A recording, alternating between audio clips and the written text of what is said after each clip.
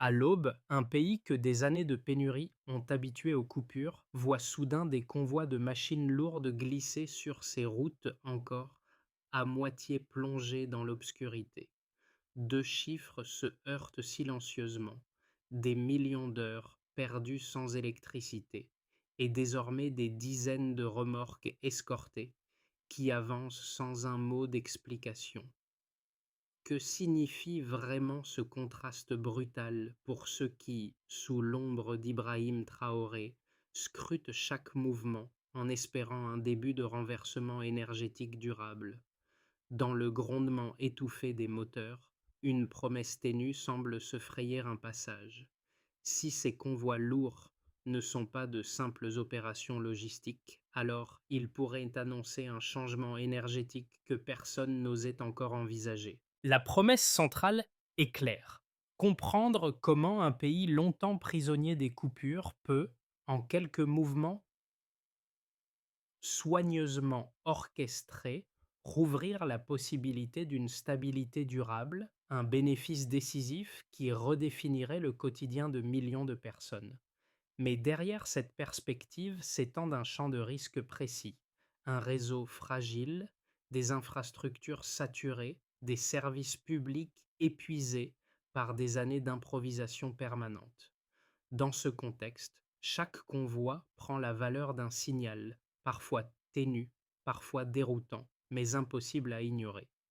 Si ces machines sont réellement les premières pièces d'une architecture nouvelle, alors l'équilibre même du pays pourrait basculer plus vite qu'on ne l'imagine. Le véritable enjeu dépasse largement l'ingénierie. Il englobe la continuité hospitalière, la survie des ateliers, la capacité éducative et surtout la manière dont une nation se prépare, ou non, à absorber un tournant historique. Les premiers éléments tangibles apparaissent lorsqu'une même semaine, plus de 12 convois de machines lourdes sont filmés à l'aube et au crépuscule, révélant un motif répétitif qui ne correspond à aucun projet public annoncé. Ce volume inhabituel, capturé par les habitants depuis plusieurs mois, marque une rupture nette dans un pays où moins d'un quart de la population dispose d'une alimentation électrique réellement stable.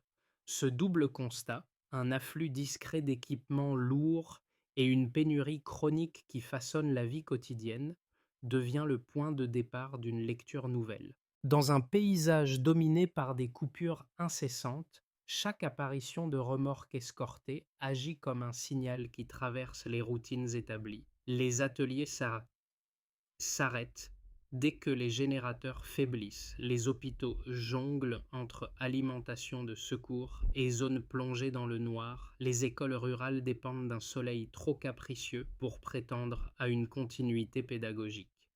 Dans cet environnement saturé d'incertitudes, l'arrivée silencieuse de machines inhabituelles crée un espace d'interprétation où prudence, espoir et méfiance s'entremêlent.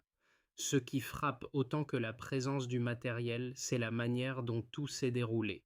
Aucune conférence de presse, aucun communiqué ministériel, aucune annonce progressive comme pour les projets solaires ou thermiques.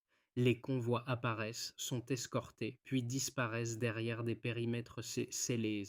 Ce mutisme volontaire redéfinit le terrain. Les vidéos circulent, les habitants comparent, d'autres témoignages s'agrègent. Peu à peu, le lien avec les accords énergétiques signés en 2020, passant en 23 puis consolidés en 2025 émerge dans les discussions.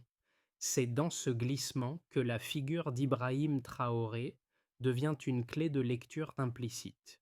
Sans confirmer quoi que ce soit, ces prises de position sur la souveraineté technologique servent de grille d'interprétation aux observateurs comme aux citoyens. Peu à peu, une mini-révélation se précise.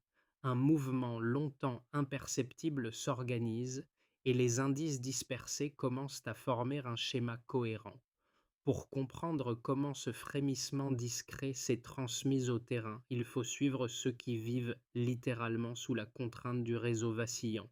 Un technicien de quartier à Ouagadougou raconte avoir vu, à l'aube, un convoi escorté traverser la route avec une précision évoquant une opération stratégique plutôt qu'un simple déplacement d'équipements civils.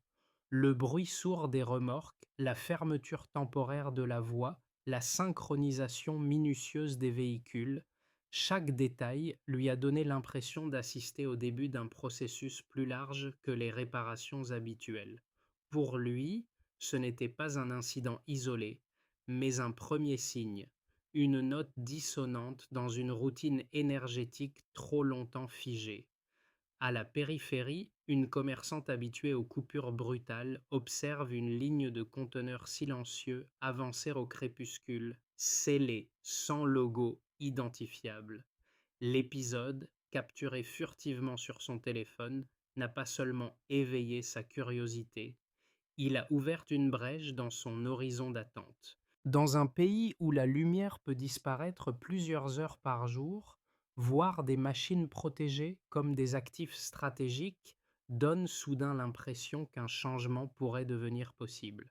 Ces deux récits, modestes mais concordants, incarnent la manière dont les premiers signaux ont modifié l'atmosphère. Pas encore une certitude, mais une possibilité tangible. L'ombre d'Ibrahim Traoré, associée à ses prises de position sur la souveraineté énergétique, renforce cette lecture chez de nombreux habitants.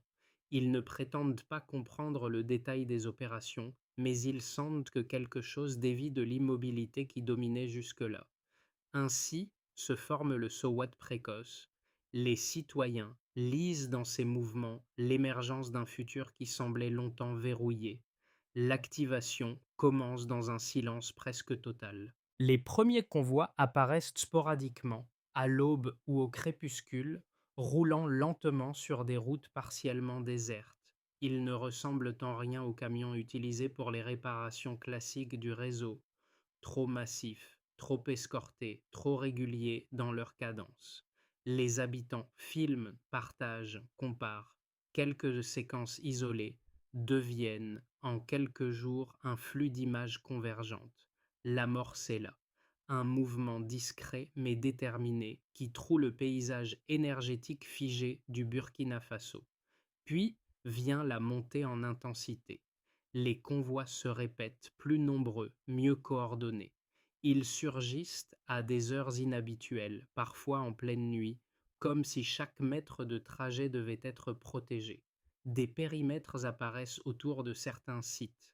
Grillages renforcés, zones restreintes, portails scellés. Les riverains remarquent des changements subtils.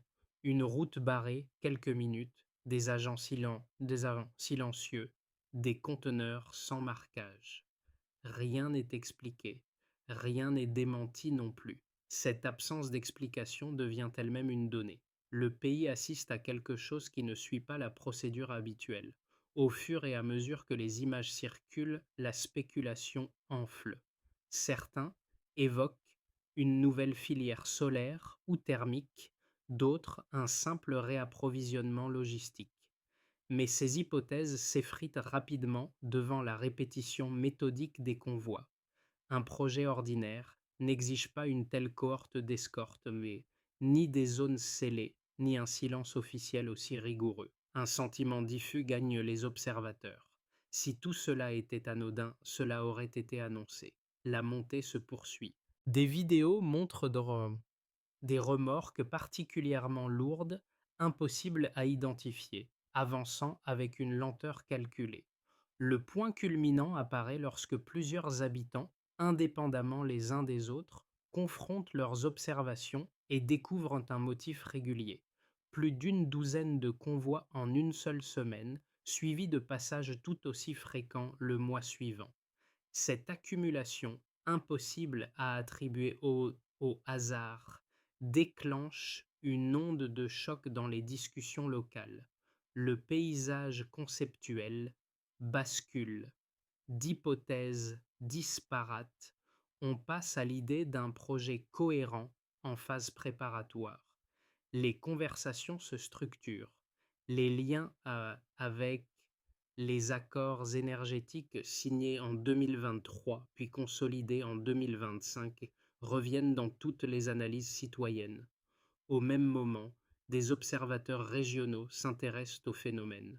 Certains analystes, en recoupant les images, évoquent des fondations inhabituelles visibles sur des clichés satellitaires ou des zones nettoyées, comme en prévision d'une installation lourde. Rien n'est confirmé, mais chaque indice renforce la possibilité d'une opération préparée depuis longtemps. Et c'est précisément ici que le nom d'Ibrahim Traoré réapparaît dans les décryptages. Ses déclarations sur la souveraineté technologique et la volonté de progresser en dehors des schémas traditionnels deviennent des clés de lecture. Il n'affirme rien directement, mais son discours passé sert de prisme pour interpréter le présent. Vient ensuite la phase de réverbération. Les entreprises locales ajustent déjà leurs attentes. Les citoyens, longtemps résignés, commencent à envisager un futur où la stabilité énergétique ne serait plus une fiction. Les partenaires étrangers recalculent leurs équilibres régionaux. Les critiques, eux, redoublent de prudence, insistant sur le manque de transparence. Chacun, depuis sa position, reçoit l'impact du même phénomène. Un pays bouge et ce mouvement recompose tout ce qui l'entoure. Le point de départ chiffré est clair. Moins d'un quart de la population dispose d'une électricité réellement stable, un niveau si bas qu'il transforme chaque activité quotidienne en compromis permanent. Ce baseline structurel explique pourquoi le moindre changement visible dans le pays crée un écho immédiat. Sur cette base, le delta observé ces derniers mois, une répétition inhabituelle de convois lourds escortés et de sites restreints nouvellement établis, prend d'une portée beaucoup plus large qu'un simple événement logistique. Un deuxième chiffre impose son propre poids. 3 citoyens sur 4 dépendent encore de solutions précaires, souvent bricolées, incapables d'assurer la continuité dont les hôpitaux et les ateliers ont impérativement besoin. Ce ratio décrit une réalité où la survie organisationnelle prime constamment sur le développement économique et où chaque panne ajoute une couche supplémentaire de vulnérabilité. L'existence d'un tel déséquilibre éclaire pourquoi les mouvements de machines capturés par les habitants ont immédiatement été interprétés comme un possible début de renversement. Un troisième indicateur provient directement des observations citoyennes. Plus d'une douzaine de convois ont été filmés en une seule semaine, puis d'autres ont été signalés dans les semaines suivantes, dessinant une cadence régulière difficile à attribuer à une intervention ponctuelle. Le fait que ces passages s'étalent sur plusieurs mois renforce la lecture d'une opération planifiée plutôt que d'un effort isolé. Cette continuité constitue l'un des signaux les plus persistants du changement en cours. Pris séparément, ces 3 chiffres ne prouvent rien. Ensemble, ils dessinent pourtant une trajectoire cohérente. Un pays longtemps bloqué dans la gestion de la pénurie semble désormais se déplacer, lentement mais méthodiquement, vers une infrastructure lourde. Les analystes qui suivent le dossier notent que cette séquence quantitative coïncide avec les accords signés avec Rosatom en 2020, puis consolidés en 2025, renforçant l'idée que les mouvements observés s'inscrivent dans un calendrier plus large. C'est dans ce cadre global que la lecture autour d'Ibrahim Traoré trouve sa place. Non pas parce qu'il aurait confirmé la nature exacte des installations, mais parce que ses déclarations sur la souveraineté technologique donnent une cohérence stratégique aux indices matériels. Pour de nombreux observateurs, son positionnement crée une continuité logique entre les signaux visibles sur le terrain et l'ambition exprimée ces dernières années. Les données quantitatives montrent également un autre phénomène. La population réagit davantage à la répétition qu'à la taille des convois. Chaque vidéo, chaque témoignage, chaque image de conteneurs escortés alimente une courbe de perception ascendante. Sociologiquement, ce type d'accumulation crée un effet d'entraînement. Plus les signaux se multiplient, plus ils deviennent difficiles à ignorer, même sans communication officielle. Enfin, il faut souligner un point méthodologique. Ces chiffres ne dévoilent pas la nature exacte des infrastructures, mais ils confirment une dynamique structurée. Lorsqu'un pays avec une base énergétique aussi fragile montre une telle régularité dans l'acheminement de machines lourdes, l'écart entre le point de départ et le mouvement observé devient en lui-même une donnée interprétable. Le tableau se construit par séquence et chaque pièce renforce la cohérence générale. Les défenseurs de la transformation énergétique avancent deux arguments centraux qui méritent d'être exposés dans leur forme la plus solide. Le premier repose sur la logique même des mouvements observés. La répétition méthodique de convois lourds, escortés et silencieux ne correspond à aucune pratique habituelle liée aux réparations du réseau. Dans un pays où chaque amélioration énergétique, même mineure, fait traditionnellement l'objet d'une communication publique, la cadence actuelle apparaît comme un tournant logistique majeur. Pour eux, il s'agit d'une phase préparatoire cohérente, alignée avec les accords déjà signés et destinée à installer les fondations d'une capacité nouvelle. Le second argument s'appuie sur l'évolution physique des sites. Périmètre renforcé, zone scellée, matériaux introduits sans marquage visible. Les partisans soulignent que de telles mesures ne sont ni anecdotiques ni improvisées. Elles évoquent un chantier qui dépasse largement les interventions solaires ou thermiques traditionnelles. Selon cette lecture, les signaux dispersés pointent vers une stratégie déployée par étapes, chaque mouvement venant consolider le précédent. Face à ces affirmations, les sceptiques avancent deux objections majeures qu'il faut également traiter avec sérieux. La première concerne l'absence totale de communication officielle. Dans un État habitué à annoncer publiquement chaque avancée énergétique, ce silence inhabituel nourrit les inquiétudes. Ils y voient un risque d'opacité, voire de mauvaise interprétation collective, d'autant plus que les informations circulent essentiellement à travers des vidéos citoyennes, fragmentaires et non contextualisées. La deuxième objection touche au champ géopolitique. Certains critiques soulignent que des routes indirectes ont été utilisées, que des ingénieurs étrangers auraient été aperçus près de zones restreintes et que des images satellitaires non confirmées laissent entrevoir des fondations atypiques. Pour eux, l'ensemble forme un faisceau ambigu, trop flou pour être traduit en certitude, mais suffisamment troublant pour appeler à la prudence. La réponse la plus solide à ces réserves consiste à revenir strictement au coco aux faits de vérifiables. La répétition soutenue des convois, la transformation visible de certains sites et l'alignement temporel avec les accords existants. Rien ne prouve l'ambition maximale que certains imaginent, mais rien non plus ne réduit ces mouvements à de simples opérations techniques ponctuelles. Cette formule décrit le moment précis où les indices jusque-là dispersés cessent d'être de simples anecdotes pour former un motif lisible. Des images satellitaires évoquées dans plusieurs cercles d'analyse montrent des clairières nouvelles, des tracés de fondation et des périmètres renforcés ne correspondant à aucun projet solaire, thermique ou hydroélectrique annoncé. Cette découverte, bien que jamais officialisée, modifie le centre de gravité du débat. Ce qui relevait de la spéculation prudente devient une hypothèse structurelle difficile à écarter. Dans le même mouvement, le vocabulaire des observateurs change. Les analystes sahéliens parlent désormais de travaux préparatoires, de mise en scène pré-nucléaire ou encore de réalignement stratégique. Les partenaires régionaux scrutent chaque signal comme un élément d'un basculement plus large.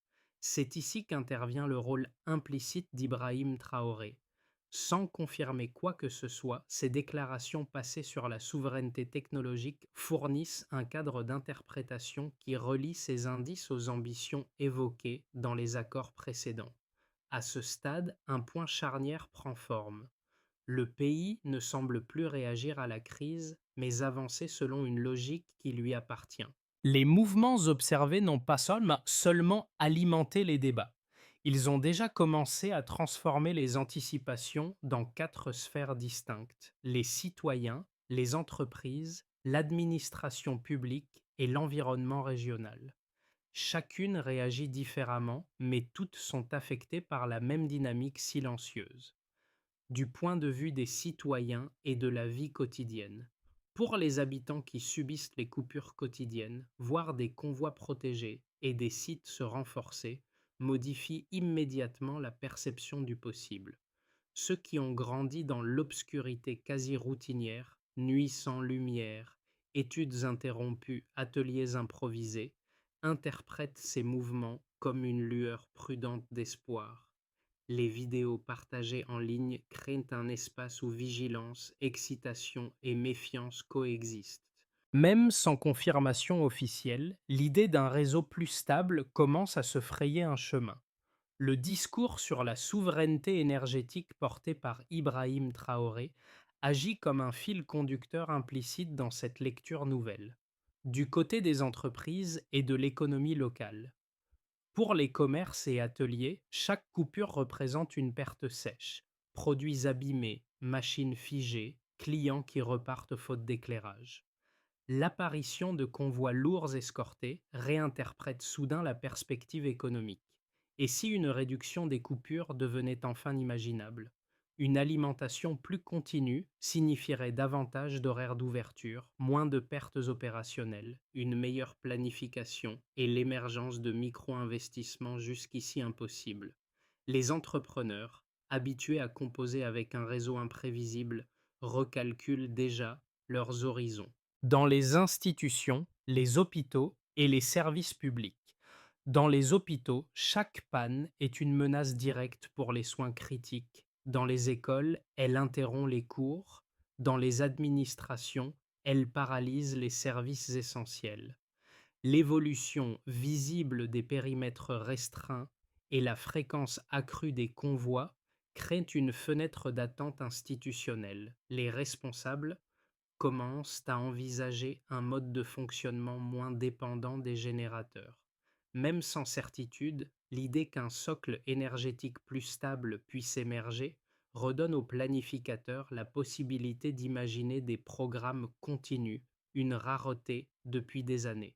À l'échelle régionale et diplomatique, au niveau sahélien, les voisins scrutent attentivement la situation. Le Mali et le Niger, déjà alignés sur certaines orientations de Ouagadougou, voient dans ces signaux une opportunité de renforcer un bloc plus autonome, moins tributaire des infrastructures extérieures.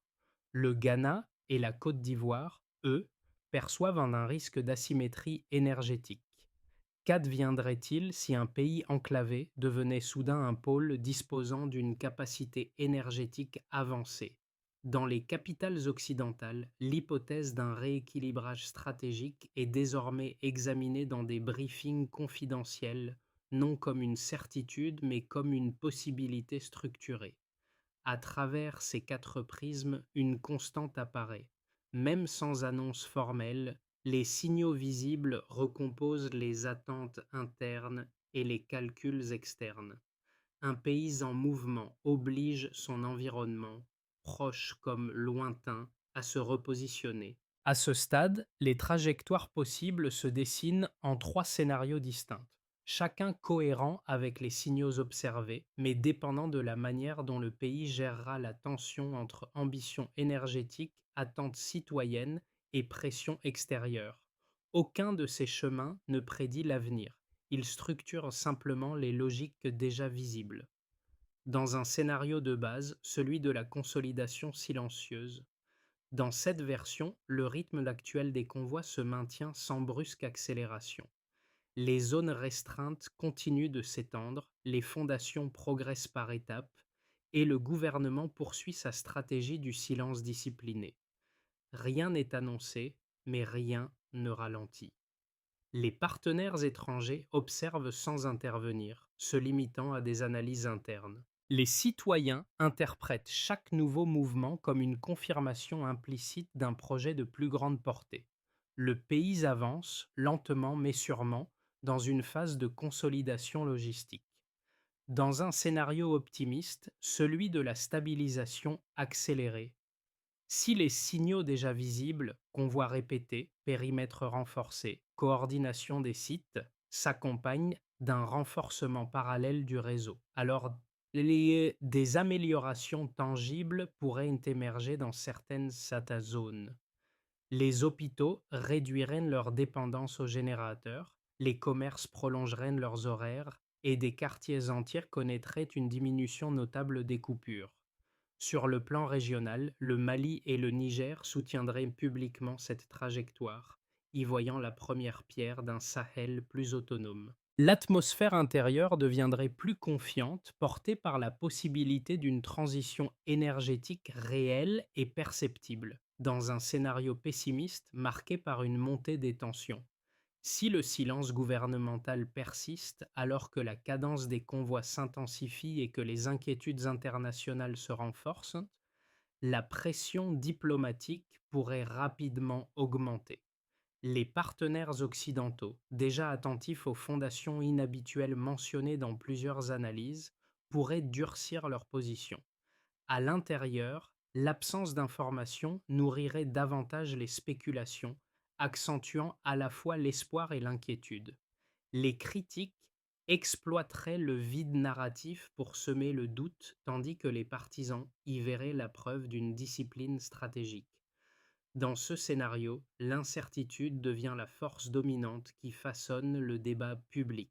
À travers ces trois cadres, une même question se pose. La dynamique actuelle mène-t-elle vers la stabilisation, la transformation ou la tension croissante? La réponse dépendra moins du matériel acheminé que de la manière dont le pays orchestrera les prochains mois. Pour les jeunes, cette possible transformation énergétique touche directement la manière dont ils envisagent leur avenir. Beaucoup ont grandi dans un environnement où la lumière du soir n'était jamais garantie, où les séances d'études dépendaient d'une bougie ou d'un générateur prêt à s'essouffler. Si les signaux observés annoncent réellement une stabilisation progressive du réseau, alors leur horizon s'élargit. Plus de continuité pour apprendre, plus de sécurité pour entreprendre, plus de liberté pour construire des projets jusqu'ici fragiles. Même sans confirmation officielle, cette simple perspective ravive une forme de motivation collective. Pour les petites et moyennes entreprises, l'enjeu est encore plus immédiat. Chaque coupure représente un coût. Le pain raté, la machine arrêtée, le client qui part et ne revient pas, l'artisan qui doit suspendre son travail faute d'électricité. L'apparition répétée de convois lourds escortés reconfigure leurs anticipations. Si une réduction des coupures devenait enfin plausible, des centaines d'ateliers pourraient retrouver une marge de manœuvre longtemps disparue. Davantage d'heures d'ouverture, moins de pertes opérationnelles, une planification enfin viable, autant d'opportunités concrètes qui changeraient leur quotidien.